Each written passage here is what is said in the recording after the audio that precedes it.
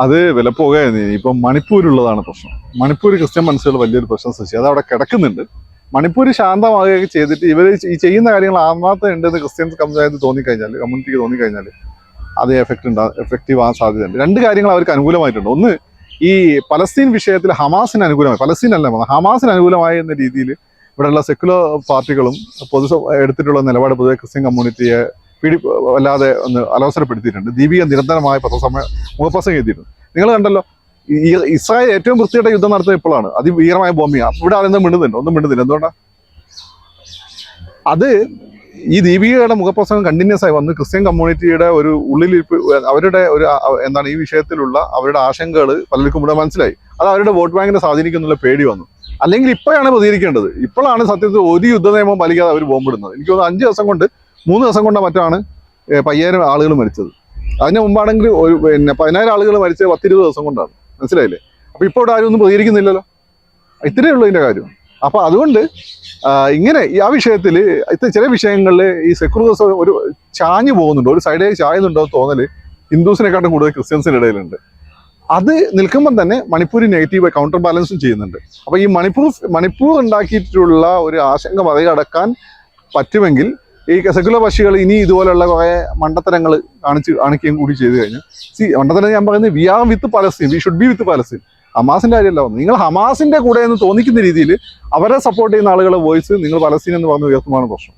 അങ്ങനെ തോന്നിക്കഴിഞ്ഞാൽ അത് BJPക്ക് ഗുണകരമായ സാധ്യതയാണ്. അപ്പോൾ BJP ഇപ്പം എനിക്ക് തോന്നുന്നു ക്രിസ്ത്യൻ കമ്മ്യൂണിറ്റീൻ്റെ ഇടയിൽ അവർക്ക് ഗുണകരമായിട്ടുള്ള ഒരു കാര്യം അതാണ്. പിന്നെ അവരുടെ സന്ദർശനത്തിൽ അവർക്ക് വിശ്വാസത്തിലെടുക്കാൻ പറ്റണം. ക്രിസ്ത്യൻ കമ്മ്യൂണിറ്റി നിങ്ങൾ കാണുന്ന അച്ഛന്മാരൊന്നുമല്ല. ഇത് തീരുമാനം വരുന്നത് അങ്ങ് റോമെന്നാണ്. ഈ ഓരോ നീക്കവും കൃത്യമായി അനലൈസ് ചെയ്യുന്ന ഒരു നല്ല ശക്തമായ ഇന്റലിജൻസ് വിങ് പള്ളിക്കുണ്ട്.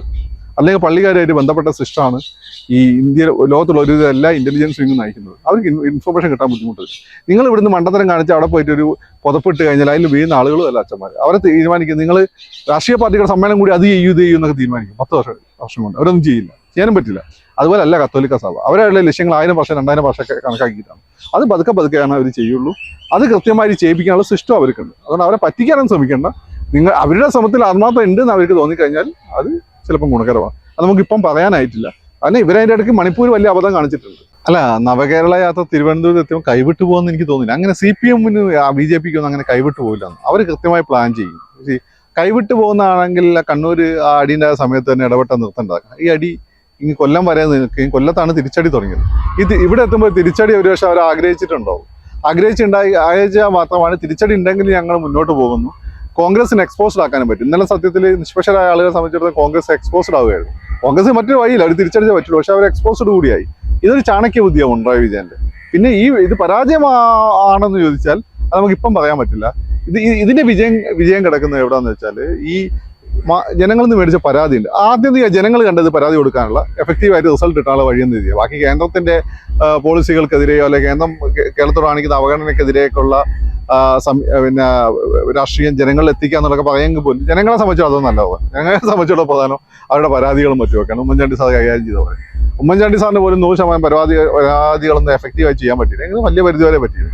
ഈ പരാതികൾ എഫക്റ്റീവായിട്ട് ഒരു 6 മാസത്തിനിടയ്ക്ക് അവർക്ക് ഹാൻഡിൽ ചെയ്യാൻ പറ്റിയെങ്കിൽ ഈ യാത്ര വലിയൊരു വിജയമായിരിക്കും.